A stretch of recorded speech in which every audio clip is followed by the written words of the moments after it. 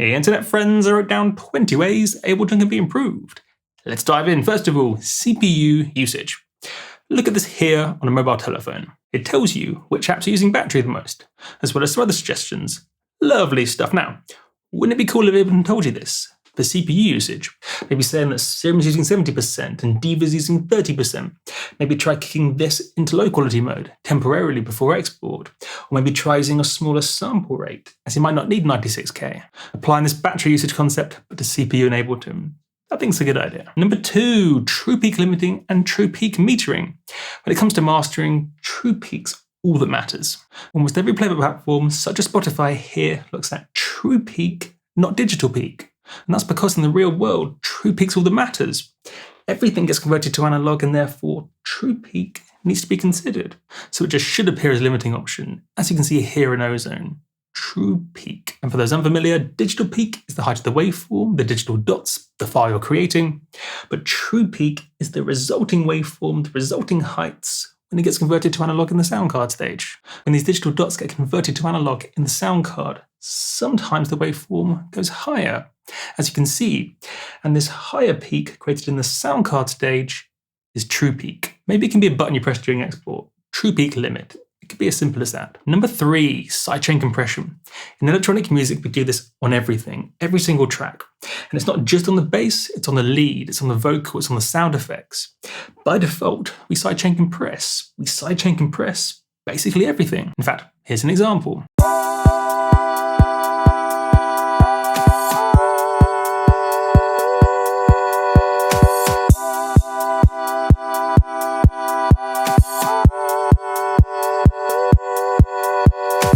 Not always a big pumping effect. Sometimes it's just a tiny amount, a dB or two, or even just half a dB. Subconscious, but getting it moving up and down rhythmically in time with the kick. That's what makes your head nod. We do it on everything to make the whole track move up and down in time with the kick, and that's what makes it dancey. And yet there's no proper implementation of this. Traditionally, we do this with a compressor, routing the kick in via this sidechain option, routing the kick in, having the kick triggering the compressor, triggering the gain reduction. But it's clunky and imprecise and takes ages sometimes to get it dialed in. What I really want is something like Volume Shaper, as you can see here, allowing you to draw in the volume automation, allowing you to draw in this rhythmic ducking, dialing it in perfectly, very quickly and efficiently. Other options include LFO Tool and Kickstart. They're the same idea, just made by different companies. However, plugins make mistakes and they're inefficient. Not to mention if you put it in the wrong place in the processing chain, like this, they get out of sync by this value here. And if this value is high, well, you'll hear it and you know something's wrong, but if that value's low, like this, it'll be just slightly out of time, which is easy to miss, especially if you're no producer. Because sidechain's such a fundamental part of producing, especially in electronic music, this should be built into the DAW. Imagine something like Volume Shaper, but built into the automation, maybe even overlaid over the audio, so you can dial in the timing. Point number 4, for sidechain compression, have a reduced clicks parameter. So if you hear a click, if you're doing sidechain and you hear a bit of a click,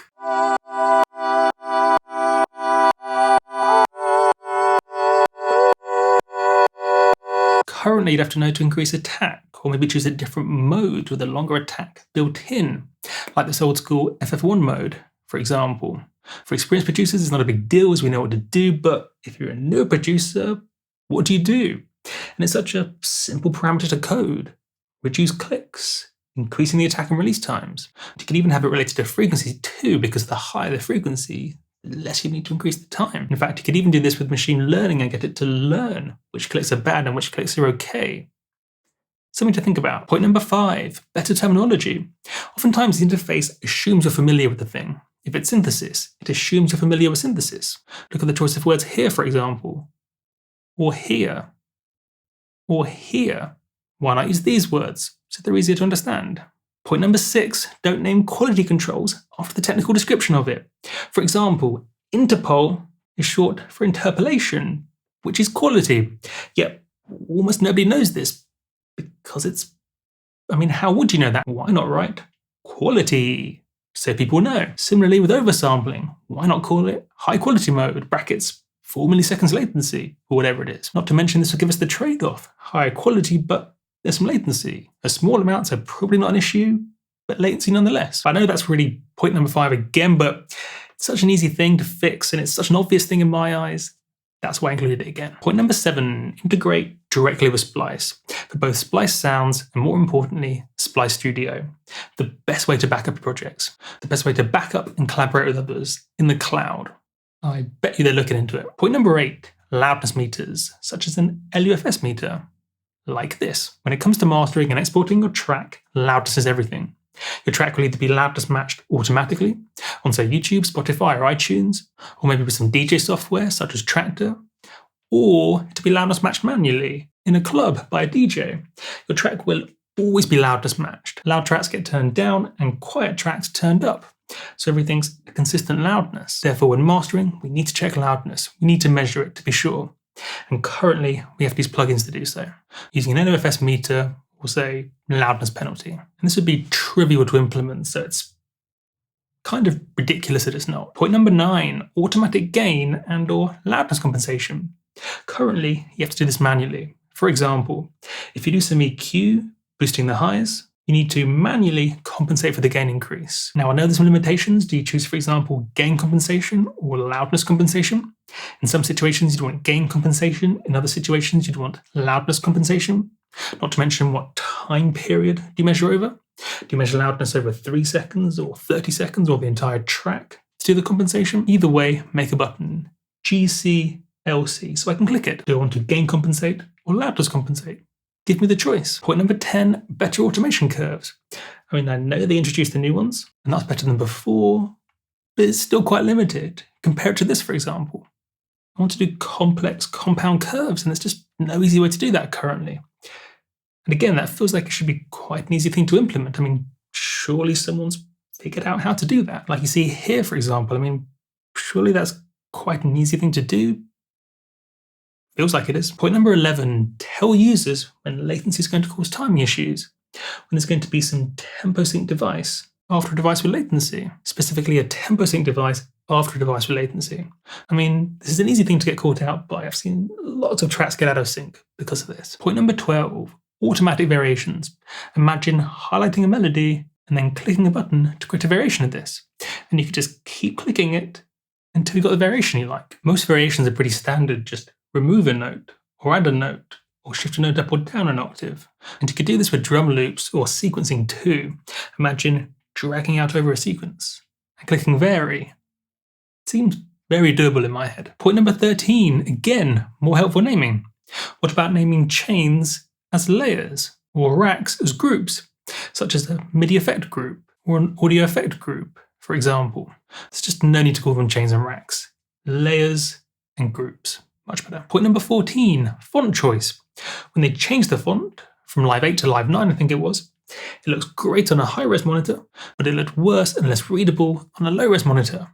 And remember, it's technically better to use a low-res monitor, if you don't mind looking at it, as the lower the resolution, the easier it is for your CPU. Why not make it a preference? It could go here. Point number 15, suggestions to educate newer users. For example, if the master's clipping, pop up an alert and include a little box to say, do not show again, so you don't get constantly bombarded by it. Point number 16, suggest collections and places.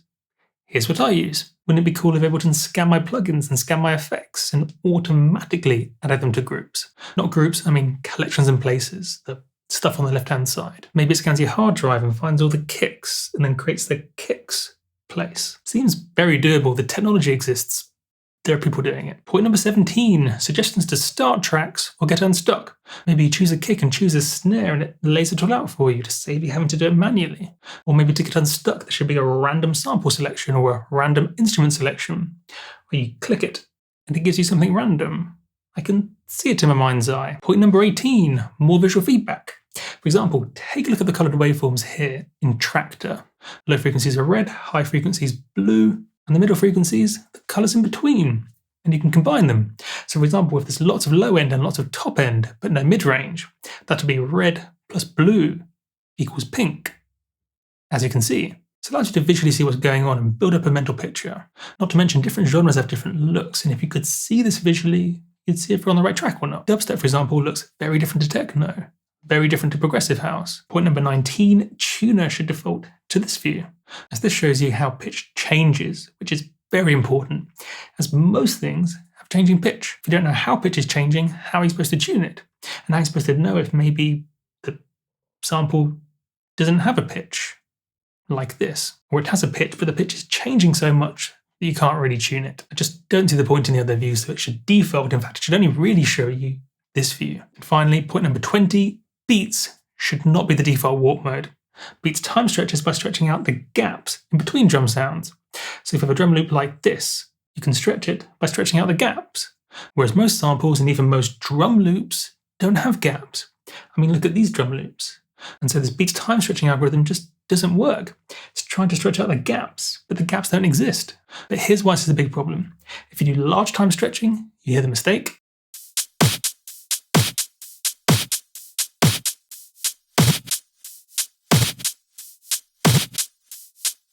You hear the mistake, and so you need to fix it. You need to choose a different mode. But if you do just a small amount of time stretching, say 128 BPM, 225 BPM, just slightly stretching the audio,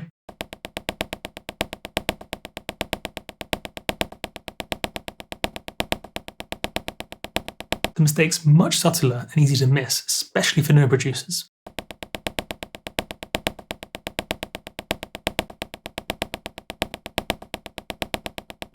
And therefore, the default should be repitch. Repitch is perfect quality. It's just stretching out the waveform perfectly. The only downside is the pitch changes, as if you stretch the waveform out, the peaks get further apart, lowering the frequency. But remember, most of the time, changing the pitch doesn't matter. Take a look at this.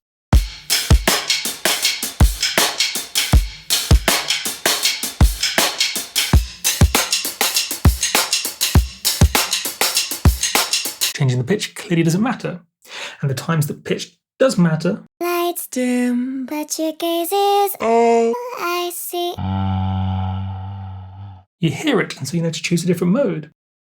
Lights dim, but your gaze is all I see. And so the times that repitch isn't right for you, you will hear it. And so you know to fix it. 20 things Ableton could improve. My name's Multiplier. Catch you on the flippity flip.